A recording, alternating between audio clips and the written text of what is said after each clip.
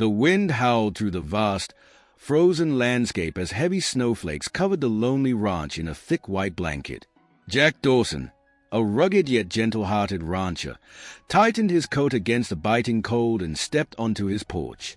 His cattle were safe inside the barn, but something felt off. Jack had lived alone on this remote ranch in Alaska for nearly a decade. His only company was his aging dog, Rusty. The long winters were brutal, and loneliness often crept into his soul. Yet, Jack had chosen this life, a life of quiet solitude, tending to his land and animals, far away from the chaos of the world. Tonight, however, the wind carried an eerie sound, a faint, high-pitched cry, almost like a baby's wail. Jack's brow furrowed. He glanced at Rusty, who stood alert, ears perked up. "What is it, boy?" Jack muttered, stepping down from the porch. The snow crunched beneath his boots as he moved toward the fence line, his lantern flickering in the storm. The cries grew louder, more desperate. Then, just beyond the barn, he saw them, tiny, trembling shapes huddled together in the snow. Penguins. 8 of them. Jack's heart pounded. Penguins? Here? In Alaska? It made no sense. But there they were, 8 tiny, abandoned chicks, barely alive in the merciless cold. He didn't think, he acted. He scooped them up, tucking them inside his thick coat, shielding them from the icy wind. Their little bodies were cold as ice, barely moving. If he didn't do something fast, they wouldn't make it through the night. Jack rushed back to his cabin, his mind racing with questions. Where had they come from? How did they end up here? And most importantly, how was he going to save them? Jack burst through the cabin door, sending a gust of cold air inside. Rusty followed closely, sniffing at Jack's coat with curiosity. The rancher carefully placed the tiny penguins on a warm blanket near the fireplace. They shivered, their tiny beaks barely moving. "Hang in there, little guys," Jack murmured, grabbing a few old towels. He wrapped each chick snugly, trying to bring them warmth. But warmth alone wouldn't be enough. Food. They needed food. Jack rummaged through his supplies. He had cattle feed, canned goods, and some frozen fish meant for Rusty. Fish. They eat fish, right? Jack thought aloud. He quickly thawed the fish over the fire, mashing it into a paste. Then, using a tiny dropper, he tried feeding the first chick. At first, nothing. The little creature remained still, its tiny eyes barely open. Jack's heart clenched. "Come on, buddy," he whispered. Then, finally, the chick weakly opened its beak and swallowed a small bite. Relief washed over Jack as he moved on to the next one, feeding them one by one. Hours passed. The storm raged outside, but inside, the fragile penguins slowly stirred back to life. Jack sat beside them, exhausted but hopeful. As he watched the tiny creatures huddle together for warmth, a strange realization hit him. He wasn't alone anymore, and for the first time in years, his cabin felt full. By morning, the blizzard had calmed, leaving the world outside buried under feet of snow. Jack sat at the kitchen table, staring at the penguins, now more alert, waddling clumsily around his cabin. The mystery gnawed at him. How had these birds ended up here? Penguins weren't native to Alaska. They belonged thousands of miles away in Antarctica. Jack turned on his old radio, hoping to hear news about missing wildlife or stranded animals. Static. The storm had likely knocked out the signal. "Guess I'm on my own with this one," he muttered. Rusty barked as one of the chicks toppled over onto its back, flailing its tiny flippers. Jack chuckled and gently helped it back up. "All right, little guys. We need a plan."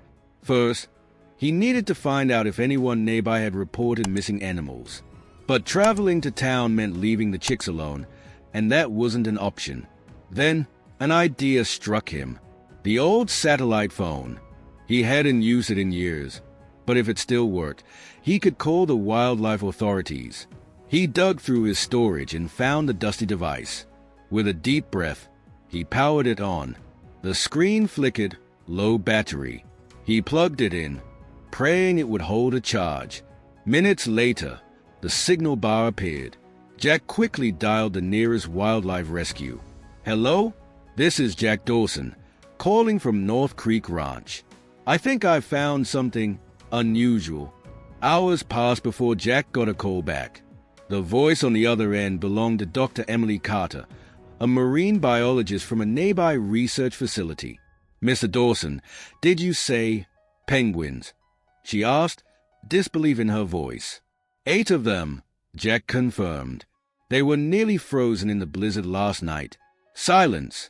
Then Emily exhaled sharply. "Jack, this is impossible. There have been no recorded cases of penguins anywhere near Alaska. Can you describe them?"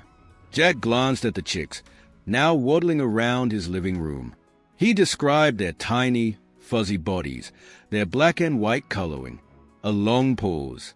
Then Emily spoke, her voice urgent. "Jack, I think you found something incredible. There was an illegal wildlife smuggling operation exposed 2 weeks ago in the Pacific. Authorities caught most of the traffickers, but some of the animals were never found." Jack's jaw clenched. "You're saying these little guys were stolen?" "Most likely," Emily confirmed. "But how they ended up in a blizzard near your ranch, that's a mystery." Jack looked at the tiny penguins, his heart aching. They had been stolen from their home, abandoned, left to die in the cold. But fate had led them to him. "What do we do now?" he asked. Emily hesitated. "I need to come see them myself. If they are what I think they are, Jack, the world needs to know." Jack nodded. "Then you better get here fast." Because deep in his heart, he knew this was only the beginning. Over the next few days, Jack devoted himself to caring for the penguins. He built a makeshift enclosure in his cabin, ensuring they had enough space to move around safely. They followed him everywhere, waddling after him when he cooked, pecking curiously at his boots. One chick, smaller than the rest, seemed especially attached to Jack, often snuggling into his coat. Jack named them Snowball, Pebble, Tux, Waddle, Frosty, Flip, Button, and the smallest one, Hope. Hope, the fighter, the one who had been closest to death but now refused to leave Jack's side. Jack had spent years alone, but now his cabin was filled with life, laughter, and endless mischief. He didn't know what would happen next. He didn't know how long he would have with them. But one thing was certain. He would do anything to keep them safe. Jack had just finished feeding the penguin chicks when he heard the distant sound of an approaching vehicle. His heart pounded. It had been weeks since he'd seen another person. Who could be coming all the way out here, in the middle of nowhere? Rusty barked, running to the door as Jack peeked outside. A large black SUV rolled up his snowy driveway, stopping just outside the barn. The doors swung open, and 2 men stepped out, their heavy coats and dark sunglasses making them look official and dangerous. Jack tensed. These weren't just lost travelers. The taller man, with a thick beard and a government badge clipped to his chest, approached first. "Mr. Dawson?" Jack nodded, his gut twisting. "That's me. I'm Agent Cole from the U.S. Wildlife Protection Unit. This is my partner, Agent Harris." The second man nodded but remained silent. "We need to speak with you about some missing wildlife." Jack felt the weight of the penguin chicks inside his cabin. He had been expecting Emily Carter, the marine biologist, not federal agents. He forced himself to remain calm. "What kind of wildlife?" Agent Cole studied Jack's face. "We believe a group of endangered penguins was smuggled out of Antarctica 2 weeks ago. Our sources indicate some of them may have been abandoned in this region." Jack clenched his jaw. They were here for the chicks, but were they here to help them or take them away for the wrong reasons? He took a deep breath. "I think you should come inside." The agent stepped into Jack's cabin, their eyes widening as they spotted the penguins huddled together by the fire. The tiny creatures chirped and waddled toward Jack, as if sensing the tension in the room. Agent Harris pulled out a notepad. "That's them." Jack crossed his arms. So what happens now? Agent Cole sighed. They belong in a wildlife rescue center. We'll take them to a facility where they can be cared for properly and eventually return to Antarctica. Jack's stomach twisted. The thought of saying goodbye to the chicks, after all they'd been through together, made his chest tighten. And how do I know they'll be safe? Cole frowned. What are you suggesting? Jack looked at the tiny creatures, especially Hope, the smallest and most fragile one, who had fought so hard to survive.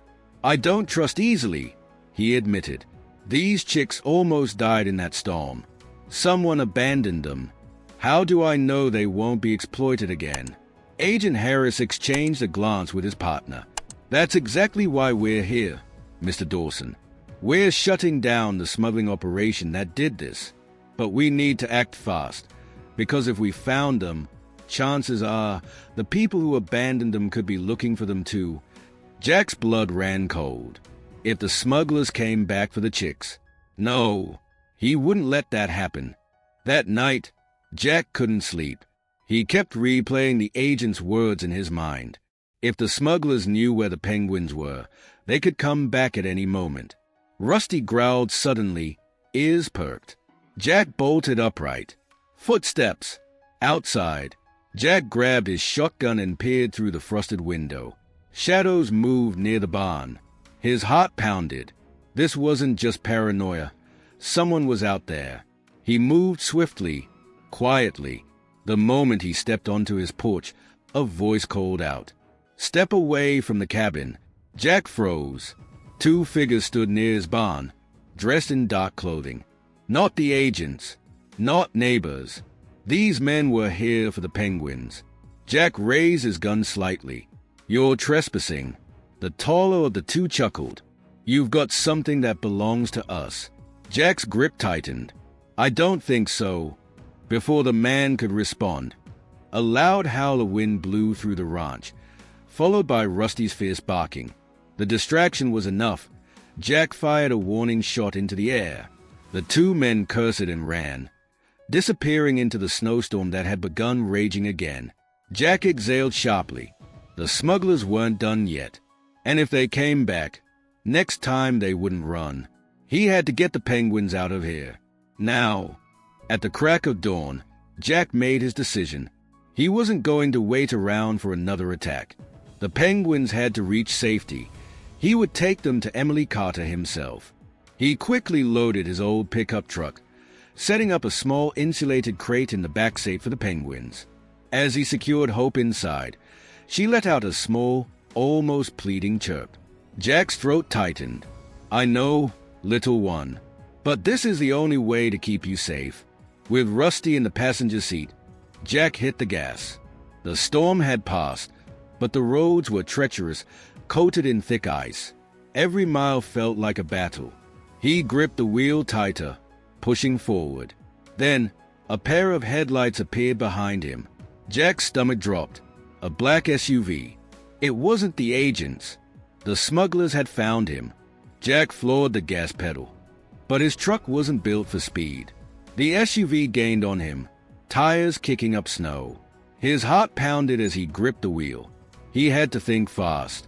Up ahead, the road split. One path led to the main highway, the other into the dense Alaskan forest. It was a risk, but he had no choice. He veered into the trees. Branches scraped against the truck as he plowed forward. Behind him, the SUV struggled to keep up, skidding on the icy terrain. Jack spotted a frozen river up ahead. It was his only shot. Taking a deep breath, he yanked the wheel and sent his truck sliding onto the ice. The vehicle skidded, but he managed to keep control. The SUV wasn't as lucky. It hit the ice too fast, spinning out of control before crashing into a snowbank. Jack didn't wait to see if they recovered. He kept driving, heart hammering, until the lights disappeared behind him. After what felt like an eternity, he finally reached the research facility. Emily Carter and the agents were already outside, waiting. Jack stepped out, cradling Hope in his hands. They are safe, he said, voice hoarse. But the smugglers, they are close. Agent Cole nodded grimly. Then let's finish this. Jack wasn't just some lonely rancher anymore. He was their protector. Jack barely had time to catch his breath before Emily Carter rushed forward to inspect the penguin chicks. She carefully lifted Hope from Jack's hands, checking her fragile body. "They're exhausted, but they'll recover," she murmured. Jack felt a wave of relief, but it was short-lived. Agent Cole approached with a serious expression. "We need to set a trap. If the smugglers are still after these penguins, they won't give up." Jack clenched his fists. He had fought too hard to let these criminals win. "What do we do?"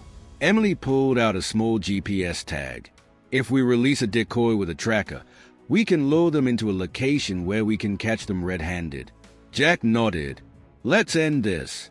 They set the trap that night, using a stuffed animal resembling a penguin and placing it in a crate behind Jack's truck.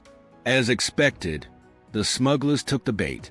When the black SUV arrived, Agent Cole and his team were ready. The moment the men stepped out, the agents surrounded them with guns drawn. "This is over," Cole growled. The smugglers tried to run, but there was nowhere to go. Within minutes, they were arrested. Jack watched as they were loaded into police cars, finally knowing the penguins were safe. With the smugglers gone, Jack focused on helping the penguins adjust to their new home at the research facility. Emily worked tirelessly, ensuring they received proper nutrition and medical attention. But Jack couldn't shake the feeling of sadness in his heart. He had spent so much time caring for the little creatures, especially Hope, that the thought of saying goodbye weighed heavily on him. Emily noticed his expression.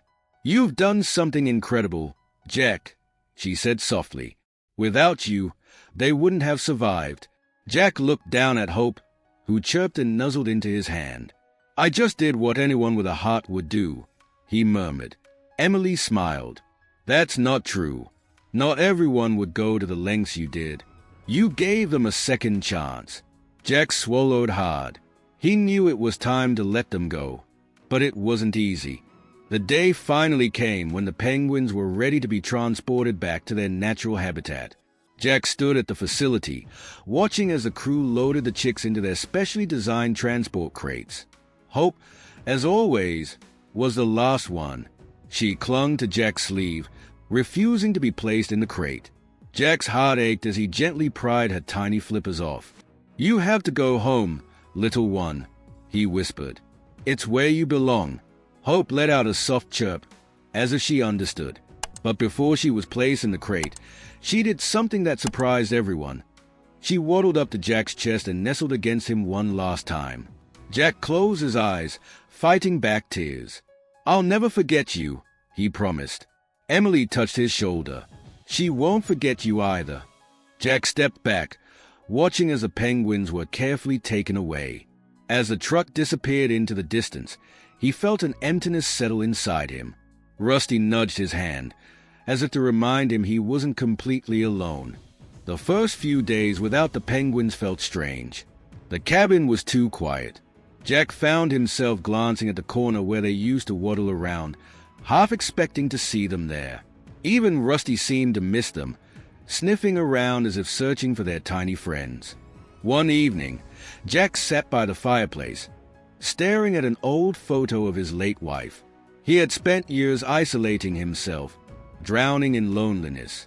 But those tiny creatures had brought something back into his life: purpose, connection, love. A knock on the door snapped him out of his thoughts. It was Emily. She held a small box and smiled warmly. "I thought you might want this." Jack opened the box and found a tiny, handcrafted wooden penguin. His throat tightened. "You didn't have to do this." Emily shrugged. "Consider it a reminder.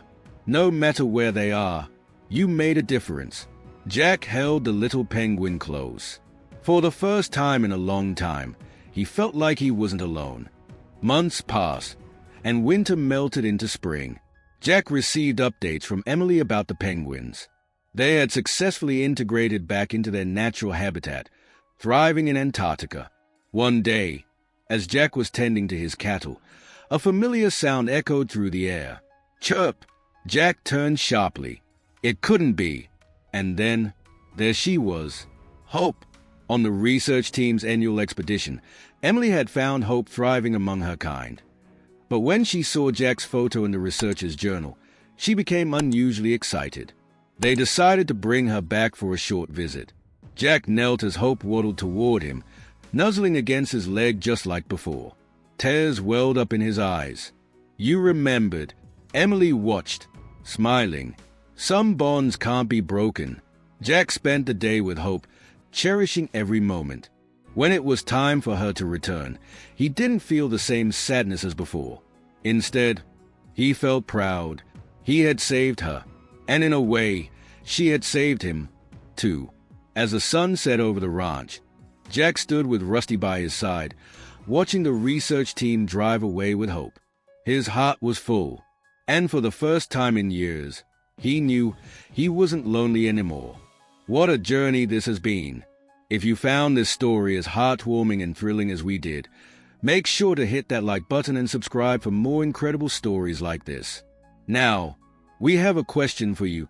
What would you have done if you found abandoned penguin chicks in the middle of a blizzard? Would you have taken them in like Jack, or called for help right away? Let us know in the comments below. We love hearing your thoughts. And remember, sometimes the most unexpected moments can change our lives forever. Thanks for watching, and we'll see you in the next story.